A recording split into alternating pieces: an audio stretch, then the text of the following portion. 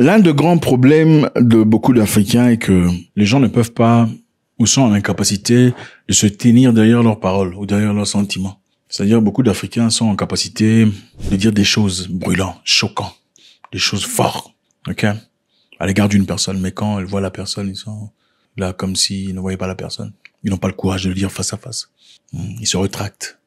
Ils racontent n'importe quoi en ligne. Eh, tout ça, d'ailleurs, lui, tout ça. Mais quand vous voyez la personne, calme. Ah, c'est lui.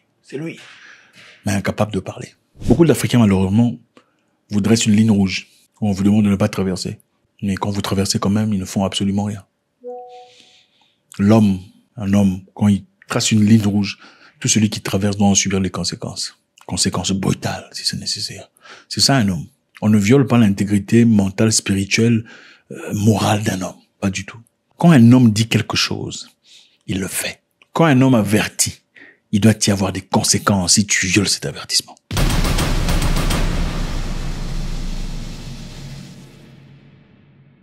Le Mali, le Niger, le Burkina Faso viennent de l'annoncer et introduire un passeport commun pour leurs citoyens à partir du 29 janvier 2024. Le passeport de la Confédération des États du Sahel va être mis en circulation à partir du 29 janvier prochain. L'information a été donnée aujourd'hui par le président de la Confédération des États du Sahel, le général d'armée Assimi Goïta. À compter du 29, comme le dit le communiqué du président de la Confédération, ce passeport sera mis en circulation.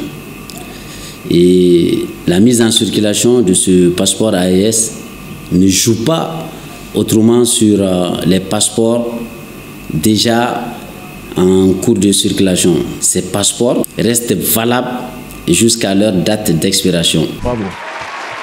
Ceci évidemment marquant le premier anniversaire de leur retrait de la communauté économique des États de l'Afrique de l'Ouest. Le Mali, le Burkina Faso, le Niger avaient annoncé il y a de cela 1 an, déjà le temps passe très vite, qu'ils se retiraient du ECOWAS, CEDEAO. Et beaucoup de personnes pensaient que c'était de la plaisanterie, n'est-ce pas? On croyait que c'était de la blague. Il y a même eu des gens qui sont partis voir, non, écoutez, revenez, on va discuter, si en famille, n'est-ce pas? Les linges sales se lavent en famille. Écoutez, il y a des linges qui se lavent plus. Ça se lave plus, c'est sale, c'est puant, il faut brûler. C'est ça. Et ceci est valide dans tout ce que vous faites dans la vie. Quand quelqu'un veut détruire votre intégrité, quand quelqu'un essaie de détruire votre caractère, ou votre moyen de revenus, votre source d'argent, il faut l'éliminer pour toujours. Et quand je parle d'éliminer, je ne parle pas essentiellement d'éliminer une personne physiquement, mais il faut l'éliminer de votre existence. Vous n'êtes pas obligé de parcourir votre vie sur cette terre avec tout le monde, toutes les personnes que vous rencontrez. Il y a des gens qui sont là pour certains épisodes. Il y a des gens qui sont là pour quelques épisodes. Et après, bon, chacun fait sa route. Si quelqu'un essaie de détruire votre caractère, détruire votre intégrité, détruire votre source de revenus, il faut l'écarter, l'éliminer pour toujours. Maintenant, quand je parle d'éliminer, c'est à vous de voir dans quelle façon le faire. La CEDEAO voulait détruire le Mali, le Burkina Faso et le Niger. Commençons par le Mali. Quand le Mali s'est retiré, quand le gouvernement d'Assimi Goïta s'est présenté, ils ont bloqué les frontières, n'est-ce pas? L'objectif était très clair. Ils se disaient, ne vous en faites pas, ça prendra quelques semaines. Dans quelques semaines, ils vont tomber. Ils se retournent vers la Russie. On a tous entendu les audios qui ont fuité, n'est-ce pas? Ils ont tourné leur dos vers la Russie. La Russie, c'est un pays pauvre. Dans quelques semaines, le pays n'aura plus à manger. Il y aura plus de quoi traiter les maladies. Ils vont très rapidement se lever contre le gouvernement et tout reviendra à l'ordre. N'est-ce pas? C'est ça.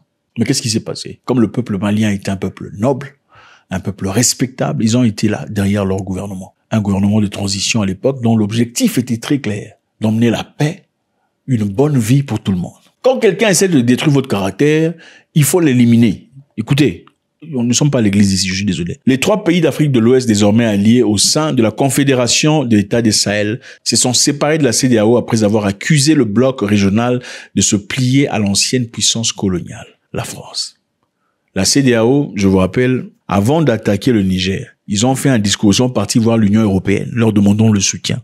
Ma visite cet après-midi a donc pour but d'expliquer notre position à l'Union européenne, ce qui a motivé les diverses mesures prises par la CEDEAO et la collaboration que nous recherchons de la part de tous nos partenaires. Comme vous le savez, le monde est un village planétaire. Un événement dans un endroit particulier affecte le monde entier.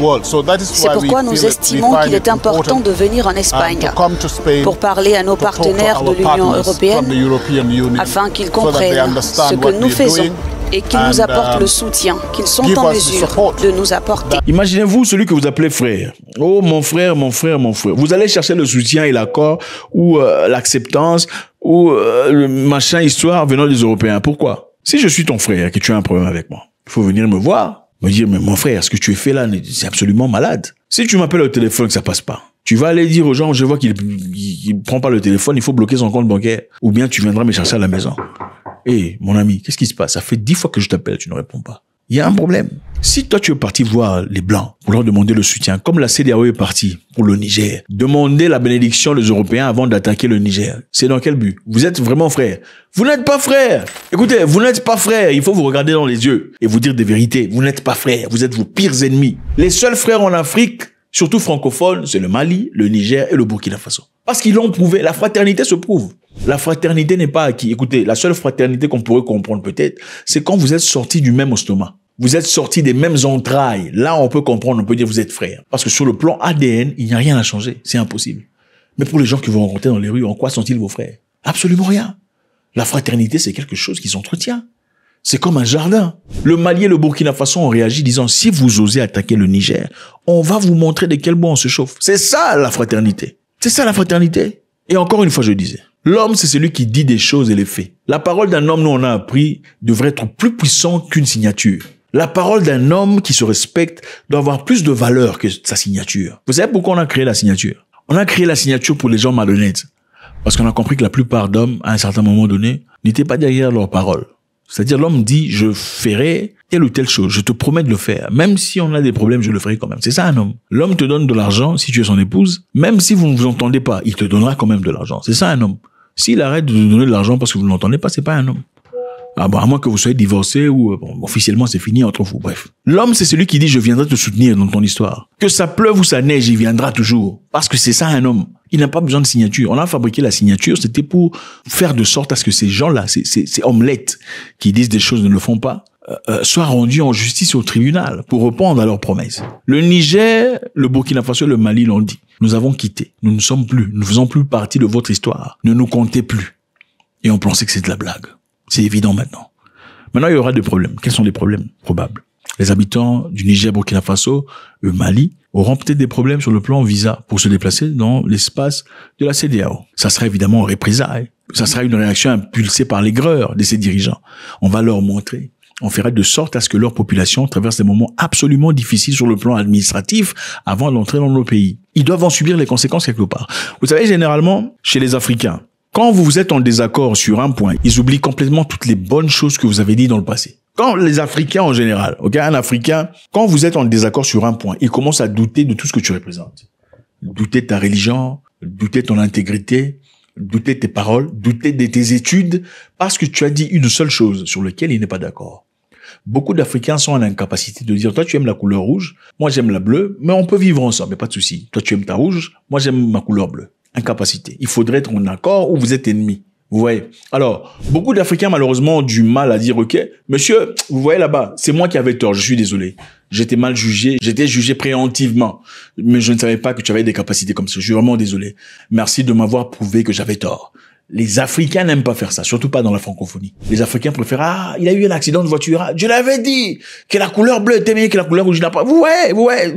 C'est ça, on aime faire ça. Au lieu de dire, oh, désolé, franchement, c'est vrai qu'il aimait la couleur rouge, moi j'aimais la bleue, mais il n'a pas mérité ça. Malheureusement, c'est ça. Bravo au Niger, au Burkina Faso et au Mali de montrer à tout le monde que quand on dit quelque chose, on est capable de le faire. Ok, il y a quelque temps, ils ont réuni leurs forces, ils ont décidé de former une armée commune de 5000 personnes. Une armée qui pourra résister au terrorisme.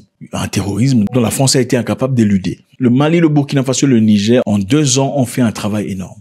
Création des hôpitaux, livraison d'armement, création de plantes de tomates, création de plantes de coton, création d'entreprises de voitures électriques. Ils ont récupéré contrôle des mines d'uranium. Ils ont récupéré contrôle des mines d'or. Ils ont récupéré des centaines de millions de dollars venant des entreprises des Blancs qui étaient situées dans ces pays depuis très longtemps et ne payaient pas l'argent qu'il fallait. Ne pensez-vous pas qu'il faudrait bien leur accorder une chance dans leur démarche? Le Mali, le Burkina Faso et le Niger ont-ils le droit de former leur confédération? Absolument. C'est pour vous montrer, vous êtes des traîtres. Gardez votre CEDEAO.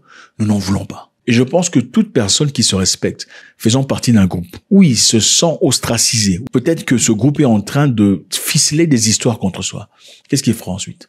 Il va se retirer.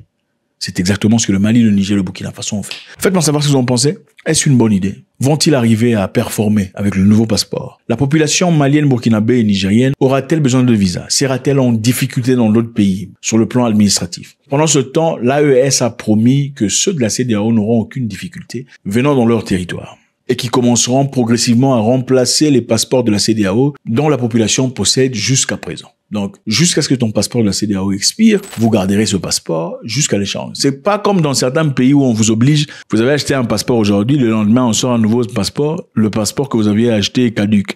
Il faut encore dépenser de l'argent pour acheter un nouveau passeport. Aucun peuple n'est stupide. Il n'y a pas de peuple faible. Il n'existe pas de peuple mauvais.